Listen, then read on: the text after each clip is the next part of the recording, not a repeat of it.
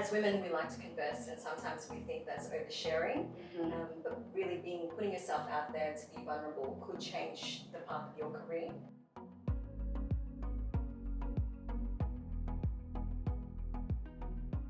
Welcome back to Nexia's Women in Leadership series. My name is Nexia Reddy, and I will be your host throughout these series, interviewing the great women here at Nexia Sydney. Today, I'm with Erin Tanyag, Associate Director of Audit and Assurance, right here at Nexia Sydney. Welcome, Erin. Thanks, Denny. How are you? I'm great, thank you. How are you? Good. Thank you for joining us through this series. So with this series, it's all about talking about the incredible women like yourselves here at Nexia Sydney, about your achievements, how you've gotten to where you've gotten to within your career as Associate Director, and really just behind the scenes of what your life is like. So tell us about your role here at Nexia and what you do.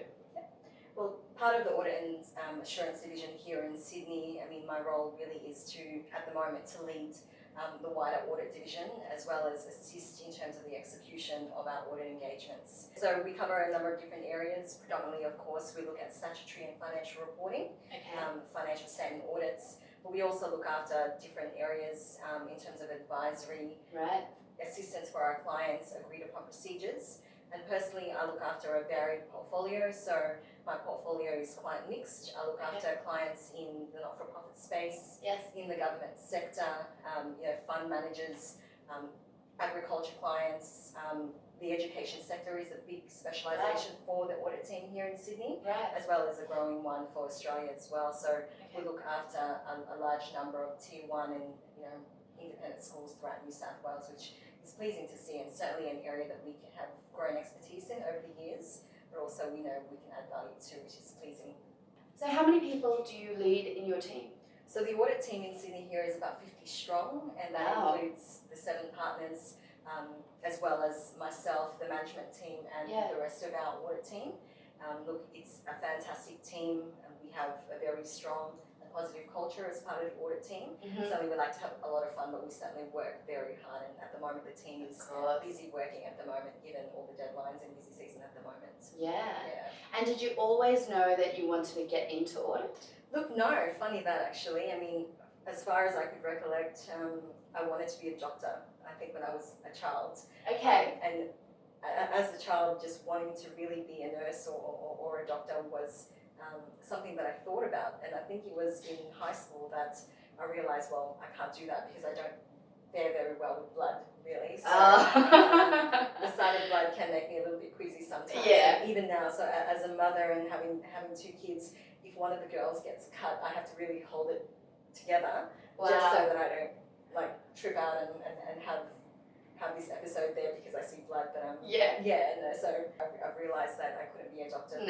I think in high school I also didn't enjoy certain sports, so you were able to take up an accounting elective instead. You didn't want to play sport, and that's how I fell into accounting, and certainly over the years has then defined me. So very, very different.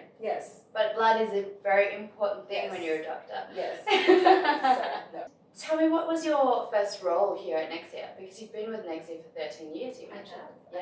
So I started here at Nexia as a graduate some 13 years ago, and I started with a great bunch of now industry's best professionals, and really proud to have started that professional journey with them. And over the years, you start off as a junior, you work through the CA program, you learn the ropes. And then fortunately in 2011 I was able to go on secondment, of course pre-COVID when you could travel. So really that was a great moment for me. And that was through the UK? Yes. So that was working through the Nexia International Network, and fantastic. Being able to go on secondment to the London office, which was fantastic. Wow. Really great experiences, have made some lifelong friends with it as well, so it was wonderful. Oh, that's great. And then returning on then, I guess, went through the promotion process a number of times, as we do here. So over 13 years, certainly you move from one role to another, and it kind of all brings me here today, 13 years later. As an associate director, I'm also the chair of the audit team's managers and supervisors group. So I work with the management team quite closely.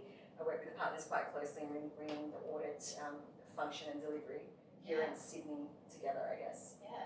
So you work with multiple teams, which leads us into the next question of what do you see as being a great leader? That's a great question, Diddy, and I think everyone's got their own take to that. For me, I think it needs to be someone who's relatable, someone who's supportive, and someone who's empathetic as well.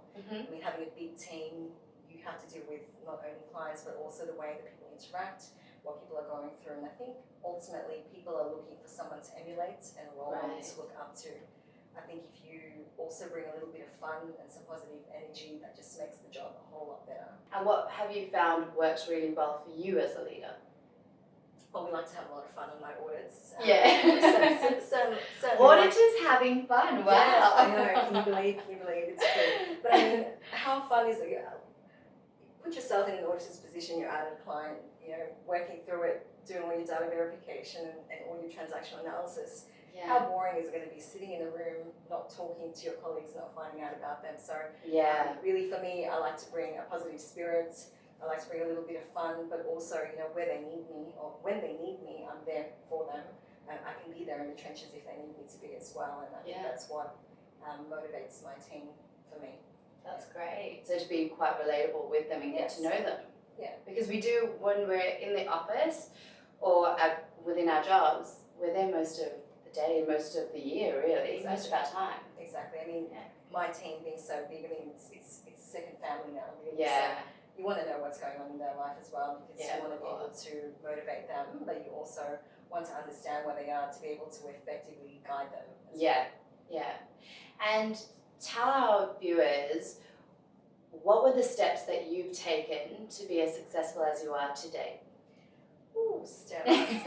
Look, I think this is very personal and everyone is different, so there's not one right answer for everyone. To be successful, I think everyone's got their own touch to it and there's not one right answer for it. Yeah. Ultimately, I think you have to be resilient and you have to have a level of determination if you want to succeed. Yeah. I think it comes down to if it's important to you, then you'll find a way to do it. And if it's not important to you, then you'll find a way to make up an excuse for it. Oh, that's so good. That is so true. So for me, what's helped me grow professionally, I've always had goals. I think goal setting is very important.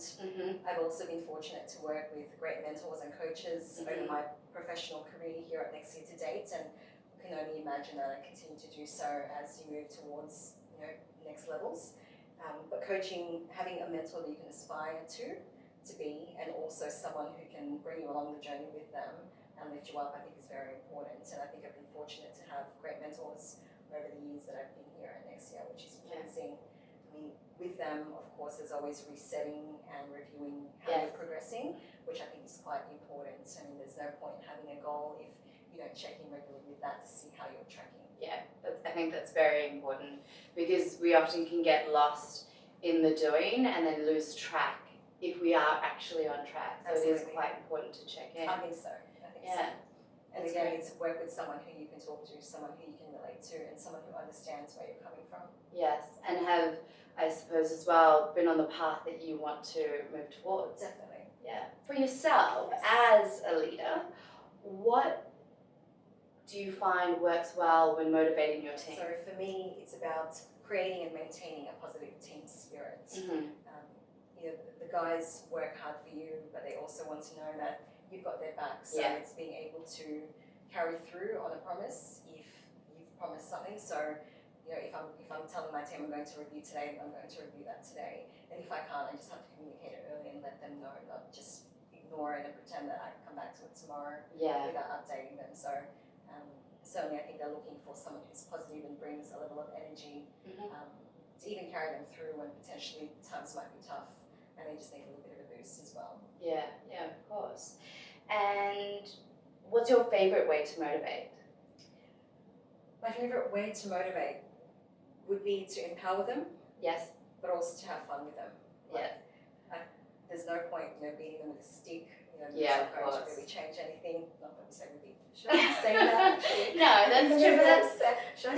That's true though. That's true. Like that hard leadership style doesn't work anymore. No, so I think you have to really just empower them. Support them when they need it, and also check in with them. It comes down to effective delegation and also just being able to coach them and guide them through being there for them when you need them to be. Perfect. Yeah. And what's been, throughout your career, what's been one of the biggest leadership lessons that you've learned?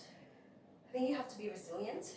You learn that pretty early, I think. You go through the CA program and you think it's hard then, juggling work as well as study, and then as you get more committed towards a professional career, you just need to ensure that you hold yourself accountable but also hold others around you. Yeah. You want to hold them accountable so that you're working towards that goal consistently, but also that you're ensuring that everyone around you supports you on that journey and is committed and prepared to bring you along the way with them as well. So resilience, not just in your professional development, but also just in the way that your team interacts with the clients, with each other, and just making sure that we get there towards that common goal. Yeah, exactly, because you and everyone to be aligned with that. Yeah. So your role, it can be quite demanding. Yes. Especially of late, given the deadlines and the time frame that we're in. Tell me, how do you balance your work life and your personal life? Because you also have 2 kids, two girls. I do, yes. I was going to say, it's not just the deadlines, it's also 2 little ones. So I've got a 3-year-old and a 5-year-old. Handful. Yes, absolutely. So, February and March really are peak times because not only are you trying to navigate, client deadlines and service delivery, but you've also got little ones in the background that are waiting for you. And so for me, how I balance it is by being extremely organised. Okay. Project management is one of, I guess, my strongest suits, so it's almost like I manage my life. Yes. Ensuring that everyone is aligned. So really, I'm a forward thinker. I try to plan everything, especially for my clients as well as for my team and the family, as best as they can be aligned, which is challenging at the best of times. But certainly ensuring that I've got everything noted down and diarised, and also preparing before a week starts is always important for me. So typically on a Sunday night, I'll work through a bit of an agenda, a bit of an intention list for the week, just so that I know what I need to cover off as the days go by. So, when you have a 3-year-old and a 5-year-old waiting for you to come home, you've got to then do homework, but you're mindful you've got to do something else as well. Is at the best of times, quite tricky. What's worked for me in terms of balancing my personal and career life is certainly effective communication, and communicating on both sides what's important to me to be able to achieve that alignment for both. Right. It's one thing to work towards one path but not really having that full support or understanding of what's important to me. In the same vein, try negotiating with a 3 and 5-year-old about why mummy needs 15 more minutes to finish writing this email, to get it out without them touching computer buttons or my phone can be quite challenging. Yeah, how do you manage that? Oh look, it's just explaining to them.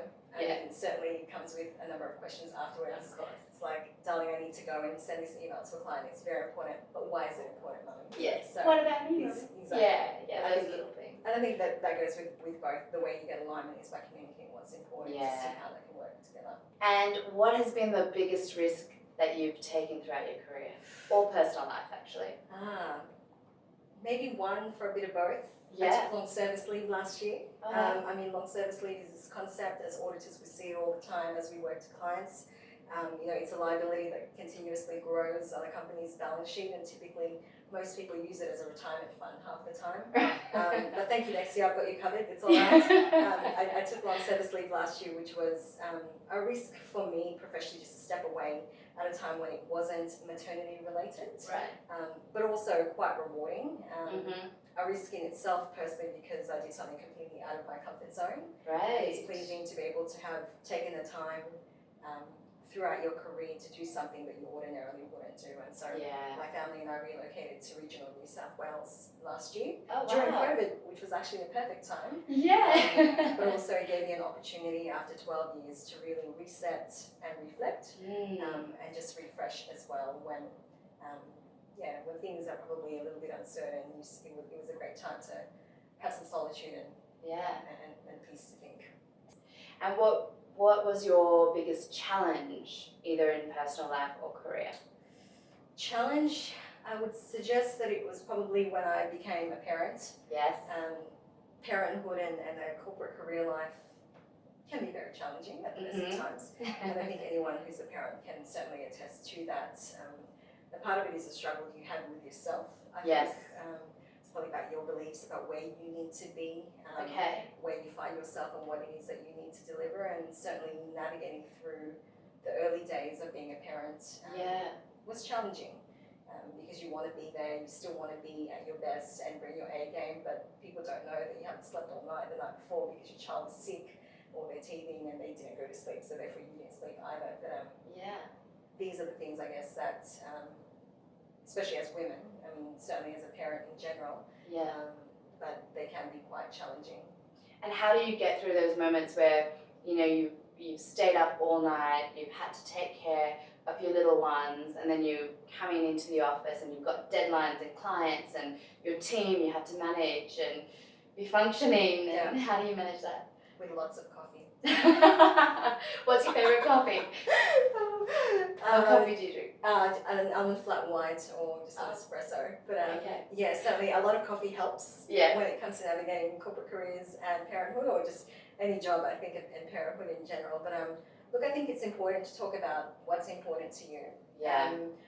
When I first, as an example, when I first had my first daughter, I think when she was little and I returned to work, you know, you have your deadlines and you can't stop that. You've got client delivery, and that's very important to me. It's important for me to still be able to deliver the same level of service that my clients expect. But if my child is sick and it's compromised, then I need to be able to come up with a solution for how to fix that. So in those early days, you know, I really wanted to be there. It was important for me to ensure that I met my clients' deadlines. And how I got about that was having to bring my child into work.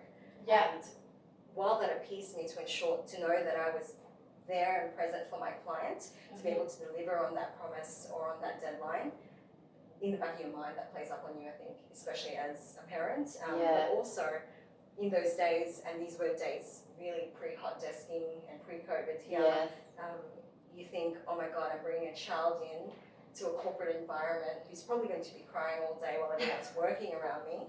And I think that made me feel a little bit uneasy with myself and almost guilty to say, well, I've got to bring my child in today. I'm really, really sorry. But I think I soon realized, well, actually, that's okay. That's okay, because that's what I need to do to be able to deliver. And if that's what's important for me and important to the firm to be able to make that deadline, then I need to do these things. You know, I remember I probably walked around the office, you know, having this massive guilty look, and my CEO at the time pulled me up and was saying, what's wrong with you? I said, well, I'm sorry, but I really had to bring in this child. And she was like, wipe the look off your face, because no one cares and no one is worried but you that she is here.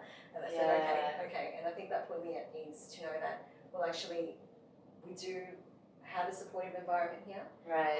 And yes, flexibility certainly has changed that now through COVID, but in those early years, challenges of navigating parenthood and your corporate careers certainly can play up on you, and I think can play up on anyone. And I think it can be daunting, especially as a first-time parent, to know what is okay and what's not okay. And I believe that just comes down to what I said initially, and that's having these vulnerable conversations with the stakeholders around you to explain where you're up to and also what's important to you. Like you were saying, communication. Exactly. That's fantastic, and I think it's really amazing to understand that you can have such a supportive work environment where your senior leaders are also behind you. Absolutely. And there to support you through what you go through. And I've been very lucky in that. I've had a lot of support from the audit partners as well as the rest of the firm and my team. They certainly understood where I've come from. I mean, their parents themselves, a number of them, so they understand what it's like. They may not necessarily be in my shoes typically. I'm female, I'm the senior female in the audit team, so certainly there comes challenges with that. Of course. But it's something that we've learned to navigate together, something that we've all collaborated and workshopped together, and I think it comes down to those vulnerable conversations as well about what's important for me and what's important to them. And that leads us quite well into the next question. Have you ever struggled with your self-belief or your confidence throughout your career, personal life? Yeah, certainly, I think so, and I think it'd be silly to say that I haven't. I think everybody does.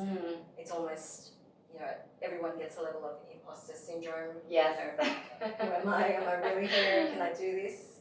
And certainly I think you just have to find yourself and really tune in with what's important to you Yeah. to get to work through this. But yeah, certainly being in a corporate career, you know, in years gone by, a very male-dominated area or expertise in the accounting field. And if I recall back in my early days as a graduate here at Nexia, some 13 years ago, the team was predominantly male. There was Right. only 5 of us that were female. Okay. When I started in the audit division here at Nexia, and I'm very pleased to see those ratios grow and change over time. So, and now being the most senior and lead female of the division is certainly I don't take for granted and I don't take lightly.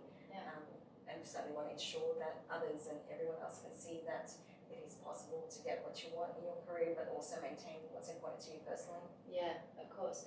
And those times when you did struggle with your self-belief or confidence, how did you manage to overcome that within those situations? Look, I think it comes down to just understanding and clarifying where you need to go. I mean, personally for me, actually, during long service leave, I spoke to a spiritual and soul mentor. Just to kind of give you that guidance and clarity as to what it is that you're thinking and feeling. But generally, really it's just resetting that expectation for yourself, or revisiting what it is that you're trying to achieve. Yes. And just talking to those stakeholders that's important to be able to be on the same page. Expressing what you're concerned about, seeing where you need to go and getting that support that you need, I think is important. Yeah, that's brilliant, absolutely brilliant. And for yourself throughout your career, what has been your proudest moment? Certainly 13 years, there's a lot there. One thing that I've been very fortunate to have been part of the inaugural CSR committee here at Nexia, so I was one of the founding committee members. Oh, great. And it's really rewarding and pleasing to see, because the CSR committee, of course, now is part of the Nexia membrane. It is an important part of the firm, of how we approach clients as well as others. And it's pleasing to see that over the years Nexia has supported so many charities as part of our CSR initiative. To have been part of that founding group is really pleasing. And in your personal life? Yes. In my personal life, proudest moments would be my children. Really. It does change you. I could say I'm certainly very different to where I was, 5 6 years ago before I had the first one. And I think it just certainly it does make you see that there are other things, but also other ways of doing things. Right. But yeah, certainly, and being able to bring them along the journey. I mean, most people would have seen my kids in some shape or form through the office. Over the years. So I remember I saw this memory the other day on Facebook, where I had this photo 5 years ago of my daughter, who's now 5, as a baby. I think she was 9 months old, and I was in one of the meeting rooms there with her, and she was just sitting on the ledge, having a look outside. And I thought, wow, that's a fantastic memory to have. Wow. We're doing these series aligned with International Women's Day. So are there any women out there, whether you know them personally or famous, that inspire you? Look, personally, my grandmother inspires me. I think she's a very strong woman. But out there in the business world, there are a number of very strong women. And one that I've seen, obviously, through Nexia interaction, but also just there out on social media, is Emma Isaacs, who's the global CEO and founder of Business Chicks. And yes, of course. This woman is just phenomenal. She not only has this global enterprise, but she also has 6 kids. And the way that she just goes about her business and gets on with it, but also very real, is certainly something that is inspiring. And within your career, what has been the most memorable moment for you? Secondment. So secondment was a lot of fun, but also certainly defines, I guess, you as an accountant, knowing that all the experience and all the learnings you've had here is transferable overseas and to other places. So I was fortunate in 2011 to be able to participate in the secondment program with the Nexia International Network. And so I went over to London for a period of time in 2011, and that was wonderful. It really was a great experience, and certainly I hope that once COVID is under wraps and in control, is something that we can offer again to everyone else as they Yeah. move through the ranks, because it really is a fantastic initiative. Oh, that's brilliant. And on a Saturday morning at 10 a.m, Yes. where would we find you? Find me out and about in town Yes. with the girls. Yes. I'll be at a karate dojo and an Oh. aquatic centre, Oh, yes. taking my girls to their karate lessons. So Erin, tell our viewers out there, what advice would you share with our young females aspiring to be an associate director or as a senior leadership role within their career, either in audit or in the industry that they're interested in? Absolutely, and I think this is just universal regardless of what industry or what division you might be in. And I think it's important to know what you want and be clear about it. Yes. Communicate it and know your goals and your Right. values, as well as your boundaries. Set your boundaries where you need them, but also, and by being vulnerable, I don't mean going to your partner's office with a tissue box in hand and cry your eyes out expecting an outcome to change necessarily. It may or may not, but I think it's about being vulnerable, communicating what's important on both sides, having alignment with that and working towards a common goal, knowing that it's okay that the path could be different. Yes. It may not be the way that you originally intended, but also it could be something a bit more meaningful and certainly something that could lead to bigger and better things in the future. I think that's so brilliant, being honest about what's happening in your world, because essentially our personal life and our work life do come hand in hand and they affect one another. So I love that. Be vulnerable and be okay that it may change, your goals may change, or the pathway to your goals may change. Absolutely. I mean, certainly I know my pathway will be different to others who have been there before me, and certainly someone else's next to me will be completely different.